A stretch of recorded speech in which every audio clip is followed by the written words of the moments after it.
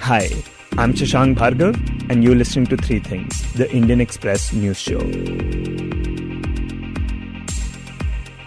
In this episode, we talk about the case against the journalist and fact-checker Mohammed Zubair. We also talk about the current state of monsoons in India.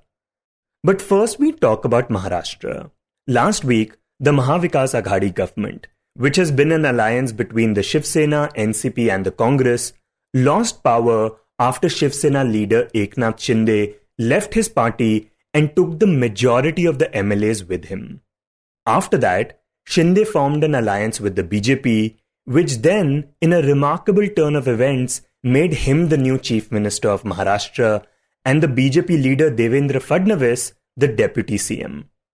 Now on Monday, a trust vote had taken place in the Maharashtra Assembly to see whether the Shinde BJP government actually had the required numbers.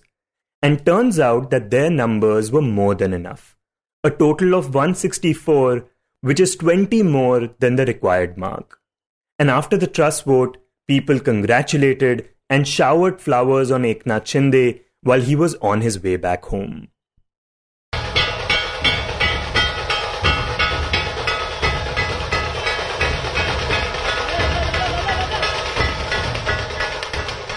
Now, with the BJP coming back to power in Maharashtra together with Eknath Shinde's camp, the question is, what will their government focus on going forward? What is the Maha Vikas Aghadi coalition going to do now? And more interestingly, why did the BJP, even though it had way more MLAs, decide to make Shinde the chief minister? Something which came as a surprise to many. It was a shocker. It was a shocker for BJP. It was a shocker for Maharashtra. And not just BJP, but it came as a shock to political parties, including the opposition. That's Shubhangi Khapre, who reports on Maharashtra politics for the Indian Express. And she's the one who answered these questions for us. And she says that the decision to elect Shinde as the chief minister instead of Devendra Fadnavis came directly from the BJP's central leadership. And essentially, I think the writ of Amit Shah, Union Home Minister, and JP Nadda, with consensus from Prime Minister Narendra Modi. These were the three major players who actually took the final call on making Eknath Shinde the chief minister. And she says that there are three main reasons why the BJP did this. The first is that Shinde is a powerful leader, and that when he revolted, he somehow managed to get 2/3 of the elected MLAs of the Shiv Sena with him.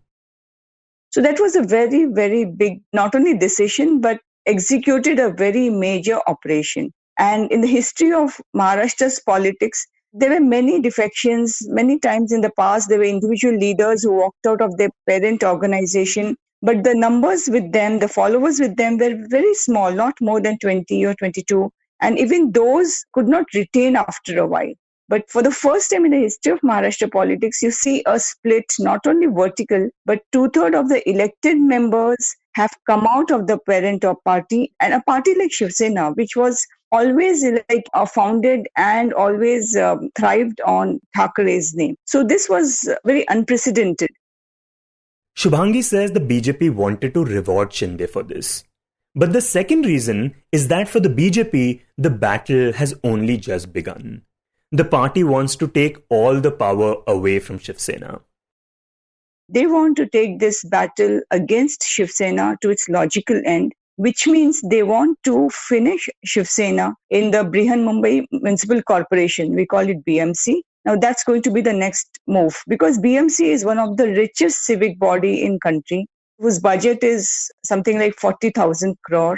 And more than the budget and more than the financial implications or being the richest civic body in financial capital of India like Mumbai, I think Shiv Sena's dominance on BMC has something BJP wanted to kind of finish. And that is where they require Shinde's help and Shinde and his rebellions' help. Secondly, this Thane Municipal Corporation elections also going to happen simultaneously.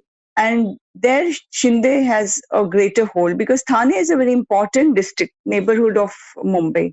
And they have something like 24 MLAs in Thane district itself. So I think they are also keeping in mind 2024 assembly elections, 2024 Lok Sabha elections, where this Thane district and the periphery districts, which gives sizable electorals as well as the member of parliaments.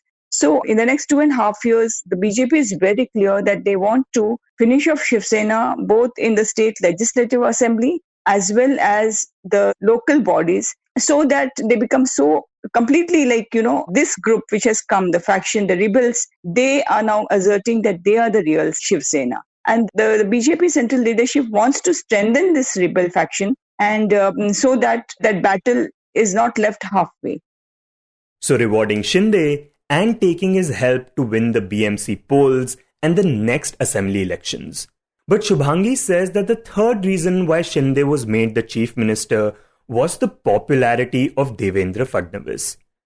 She says that Amit Shah and BJP President JP Nadda felt that Fadnavis's hold on the organization was becoming a bit too strong and that he was emerging as a national leader.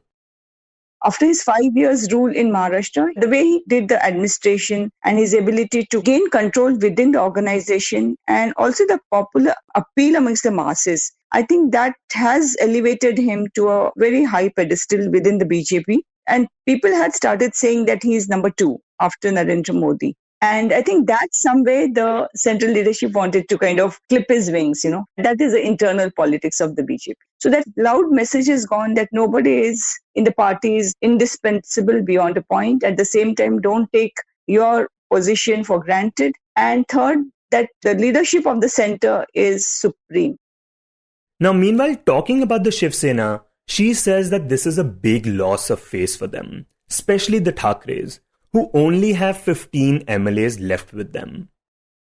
And it's not just the numbers, it also is a reflection on the failure of Uddhav Thackeray's leadership. Because till now in Shiv Sena, nobody ever, no matter whatever the dissent, rebel, nobody ever challenged Thackeray family or the Thackeray's leadership. Certainly not when Bal Thackeray was alive. Though there was a revolt even then, but Thackeray was still in control of the entire organization. Now, this is for the first time the Shiv Sena is facing a major challenge where its party is in absolute shambles. And the leadership of Uddhav Thackeray has come under question. It also shows that some way Uddhav Thackeray could not anticipate the unrest and the anguish among his own elected members. Otherwise, there would have been some mechanism to, kind of address them at least, if not stop. That was not to be seen. And secondly, the decision of Uddhav Thackeray to take charge as chief minister, now everybody feels within the party, within his MLAs also who have been retained, that it was a biggest blunder. Because the moment he joined the government of Maha Vikas Aghadi and took over as CM,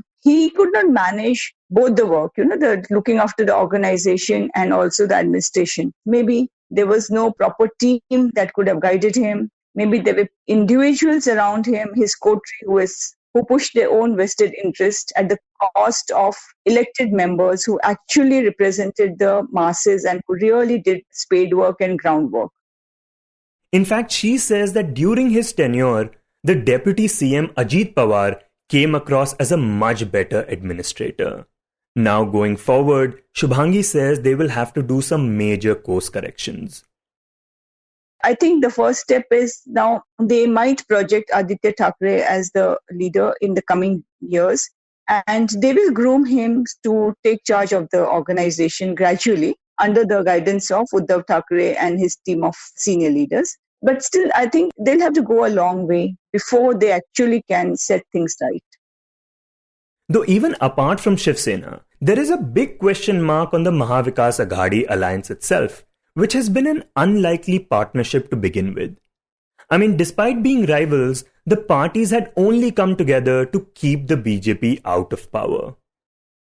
It was more like a political compulsion, marriage of convenience between three partners, which failed because even in the natural thing, you can't have three in a marriage. So yeah, it extends to politics also. 3 is crowd, 2 is tolerable. That's how it goes. Now the whole issue is, again now, when it comes to taking on BJP and Shinde faction together in successive local bodies elections, or even say 2024 Assembly and Lok Sabha, again the strategy could be to fight this group, BJP and Shinde faction, which has become very, very stronger now in terms of numbers also. and also because they have the government in their hands now. So I think some thought process will go where the three parties will want to do some kind of electoral adjustments. But it's going to be very, very difficult because each party will have its own plans and ambitions of expansion and growth. And how they manage the seat sharing is going to be a problem, because if you take an example of assembly elections, there are 288 seats. So how will they divide? Then it's not going to be equal division of seat sharing. And then who will take less and who will take more? That will be a question that will come up.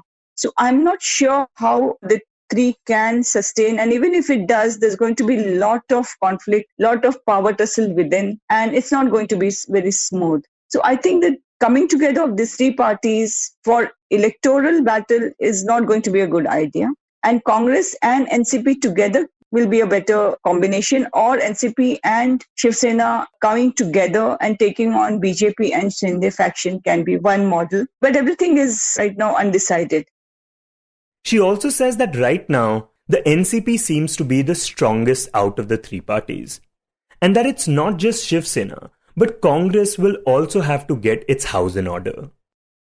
Yesterday we saw in legislature, they were so casual about everything. 11 members out of 44 did not turn up for vote trust. I mean, this is unbelievable, because a party like Congress with pan-Indian presence and experience, senior leaders didn't turn up for vote trust. And I think it also some way sends a message that they're very casual about everything. Non-seriousness, lack of seriousness in the organization is something the party leadership will have to deal. At the same time, from the electoral point of view, they will first have to settle this issue of leadership, both at center and state. I think the leaders are just not in control of the party workers.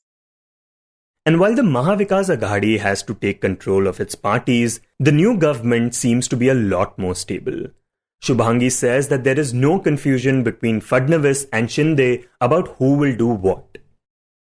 They'll make a good team as far as administration is concerned, governance is concerned, because they also know that they have only 2.5 years now left, because they have taken charge at a time when Maharashtra's economy or Maharashtra's industrial growth, Maharashtra's financial aspects are not very sound. So, they have inherited a lot of baggage actually, both in terms of finances as well as this policy deficit. This 2.5 years of Maha Vikas Aghadi rule has not been able to focus much on the development and growth plans because of COVID. That was one of the major reasons, as well as the conflict within the coalition government. Now they'll have to set everything right, and they have very little time. So I think the focus will be on pushing the big projects which were already set in process when BJP-Shiv Sena was in government between 2014 to 19. So they will try to push fast-track those projects, to convey a very strong message that they are here for masses. They are concerned about the well-being of the common man of Maharashtra. So development will be their main agenda, along with industrial development and agriculture, which generates the most employment in rural Maharashtra. To what extent they'll succeed remains a question mark, but they'll try to make right noises. They'll try to push right policies. To give an example, yesterday, Shinde, as a chief minister, announced that he's going to reduce VAT, that's value-added tax, so that the prices of diesel and petrol comes down. Now, the quantum he has not specified. I think that will be decided in the cabinet meeting, which will take place this week. But I think they want to focus on issues which some way directly affects the poor, the middle class. That focus will be on this sector, because ultimately when it comes to electoral politics, these are the segments which really matter for both the parties. Though she says there is likely going to be an internal power struggle. For example, BJP MLAs would want to have a bigger say in the party, but then the rebel MLAs would have their own demands as well. So a balance would have to be maintained. But when it comes to administrating and governance, I think Fadnavis will have an edge on Shinde, because he is very experienced taking policies and also has a vision to decide on policies, and execution of policies and projects has been his strength. And it was proved in last 5 years when he was the chief minister. So I think the major part of the administration will rest with Fadnavis when it comes to taking on the Shiv Sena in street battles. Electoral politics is concerned, to finish off Shiv Sena or to fight Shiv Sena will rest with Eknath Shinde. And of course, as a chief minister, he will have access to the entire government, all the files. He can call any department, any files. So he will also assert himself. He will definitely work towards projecting himself as the real leader and also for his future. So I don't think he will bow under anybody's pressure in that sense. And also the fact that he draws strength from the central leadership of the BJP, who wants him to succeed also. She says that besides all this, the common agenda that both the BJP and the Shinde camp will share is that of hardcore Hindutva. She says that these two groups are on the same page on this issue. They have absolutely no dispute on this issue. Whatever is BJP's Hindutva will apply to Shinde faction's Hindutva also. To the contrary, if we see in the political history, Eknath Shinde, whose mentor is Anand Dighe and Bal Thackeray both. Now, they were the ones who actually kind of pushed this Hindutva, hard Hindutva, at the grassroots. They had taken it to grassroots years before even this Ram Janmabhoomi movement started or the L.K. Advani's Rath Yatra had started. So these people at the grassroots had started working on Hindutva, pushing the Hindutva agenda. So as far as Eknath Shinde is concerned, he is very comfortable with that subject and he is executed as a Sainik at 17 years and 18 years old when he was. So for him, Hindutva is not going to be an issue. To the contrary, BJP will be benefited from this Eknath Shinde's rebels when it comes to pushing Hindutva agenda in Maharashtra.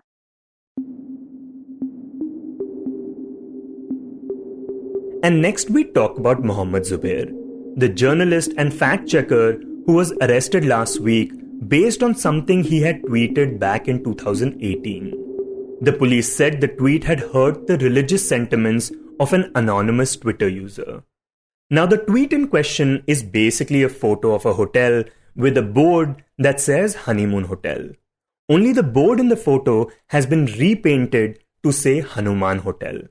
Now turns out that this photo is from a 1983 movie.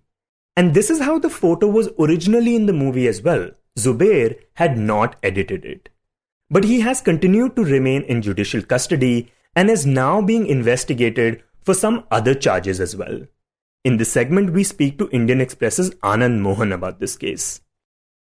So, right after Zubair was first arrested, he was first sent to a one-day police custody. He was then subsequently produced, and following his production, some of these facts had come to light that this was the image that he had tweeted was from a 1983 Hindi film. The fact that this same image has been tweeted by multiple people. So all of these points were raised in court by Zubair's lawyer Vrinda Grover, who said that this case bordered on absurdity. Whereas the police said that they wanted his custody to get access to his electronic devices. They claimed that Zubair turned up for the investigation with a phone that was formatted. So Vrinda Grover, who appeared for Mohammed Zubair, had told the court that the mobile phone which was used to push out this tweet way back in 2018 was stolen. She also told the court that a report has also been filed in this regard. She told the court that the police had different motives for getting access to his laptop. She said that his laptop contained sensitive information since he's a journalist and he was involved in fact-checking some very powerful people who were not really happy with the job that he was doing. So she said that her client was targeted in this way so that they could get access to his laptop. And right after the court granted 4 days custody, the police took Zubair on a flight to Bangalore where they retrieved his laptop. And Anand, the immediate question that comes to mind is that if the police is just investigating this one tweet from 2018, then why do they require access to his laptop? So what does the police have to say regarding that?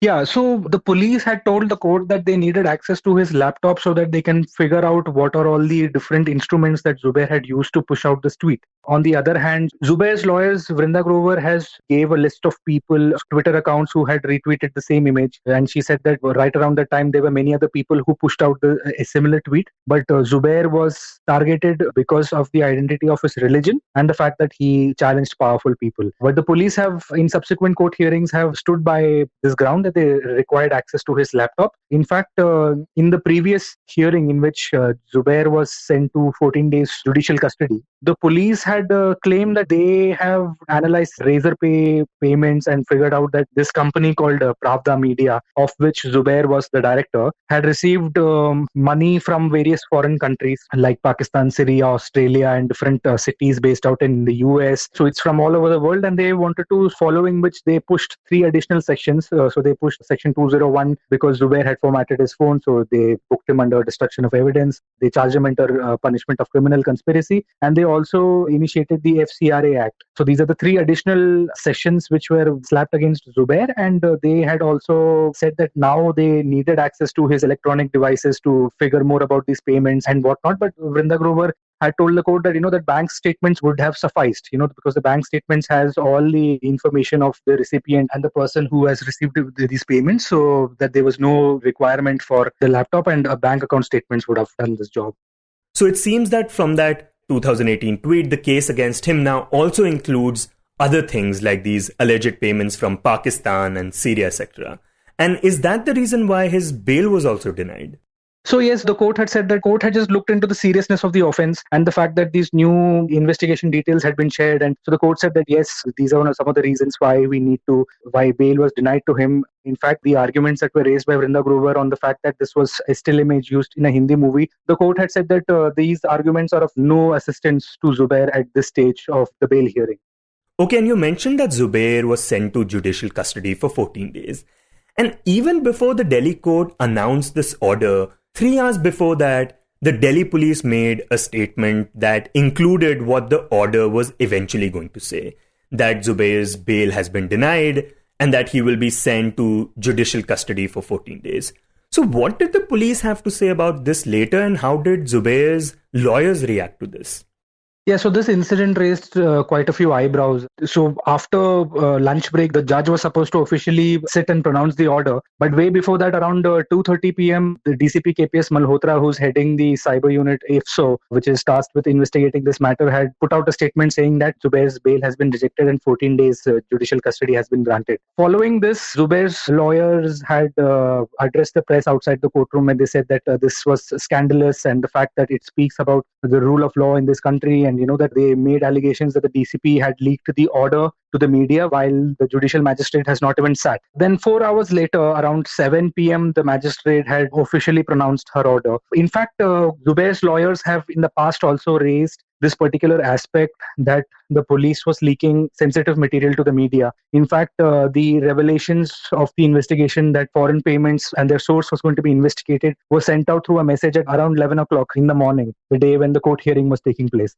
Before that, on the day Zubair was sent to 4 days police custody, Grover had argued that she did not even receive a copy of the remand application, but the same remand application was flashed across a television news channel, and that her juniors had to deftly take out the remand order from the website of the news channel. So they have accused the Delhi police of leaking material against Zubair, and had asked the court to look into this matter and to deprecate such actions. And Anand, we are recording this a week after Zubair was first arrested. Where exactly does his case stand now? So Zubair was sent to judicial custody, and on Monday he was produced before Sitapur court by the Delhi police in connection with a separate case. And the lawyers have told us that the charge sheet was filed in that case in UP, and for which his presence was required. The Delhi police have hinted that they will take further custody of Zubair even though he has been sent to judicial custody. It is that once they make more headway into the investigation, they will seek his remand and they may interrogate him further in this case. So this is what Zubair has in store for the foreseeable future. Now, Anand mentioned that Zubair was called in a court in Sitapur in Uttar Pradesh on Monday. This is because another FIR has been filed against him for allegedly hurting religious sentiments by calling 3 controversial religious leaders hate mongers on Twitter. This includes Mahant Bajrang Muni, Swami Anand Swarup, and Yati Narsingh Anand. Now, it is important to note that Narsingh Anand was arrested in January for the hate-filled speeches he had delivered in Hardwar last year. And then a few months after he got bail, he had repeated those similar comments against the Muslim community in the national capital as well.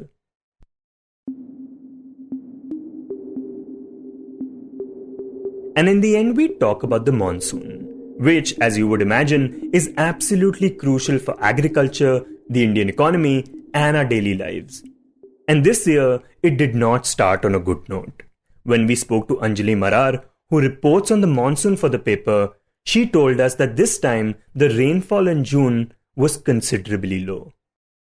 So just in terms of numbers, we received 152.3 millimeter rainfall in all of June. This I'm talking about all India rainfall. and this was 8% below normal. And this became a problem because this is the month that farmers begin to sow monsoon crops, or kharif crops as they are generally called. And in agriculture, timing is crucial. If the rains don't arrive at the right time and in the right amount, then farmers have to suffer. Sometimes that means the crop's production is affected or delayed, and other times it means that farmers have to completely change their plans at the last minute and grow something else entirely. So the Kharif season sowing, especially in Maharashtra, Kerala, Karnataka, did get affected. It had to be delayed, or it has just begun now. Now, the other problem that we faced in June was that while the overall rainfall was low, some areas in the northeast experienced really heavy rainfall. So northeast, the monsoon arrived on time. It was on schedule. And rice is one of the main crops taken up for sowing in the northeast. But because there were a continuous spell of very heavy to extremely heavy, and by that I mean some 800 millimeter to 1000 millimeter rainfall in just 24 hours, which means it can literally wash away everything that is there in its path. So farmers in the northeast had to literally drain out the surplus rain from the farms. So whatever they had sown in the initial period would have washed off completely, and now they are in the damage control mode. They have to drain out the water, and none of the sown plants would have survived. So they'll have to wait for some dry spell in order to reduce the moisture in the land in that area. So for the farmers in the northeast, the monsoon has begun with a lot of destruction and a lot of losses otherwise also. But it's not all bad news. There is now hope for farmers in the rest of India who had been waiting for the rains to arrive. And Anjali says that this is because in the past 4 days, the monsoon has entered its active phase. And by active phase, I mean there'll be widespread rainfall over most parts of the country, which means that it is a good piece of news for the farmers. And whatever delay of sowing or whatever sowing had not been taken up so far, they can start doing it now, or they've already started doing it now. And this active phase will continue for another week. And as on today, the deficiency from -8, it has fallen to -3% all India, which is a good sign. And with more rains coming in 1 week, it should be a favorable spell for the farmers. You were listening to 3 Things by the Indian Express. Today's show was written and produced by me, Shashank Bhargava, and was edited and mixed by Suresh Pawar. If you like the show, then do subscribe to us wherever you get your podcasts. You can also recommend the show to someone you think will like it, share it with a friend or someone in your family. It's the best way for people to get to know about us. You can tweet us at Express Podcasts and write to us at podcasts@indianexpress.com.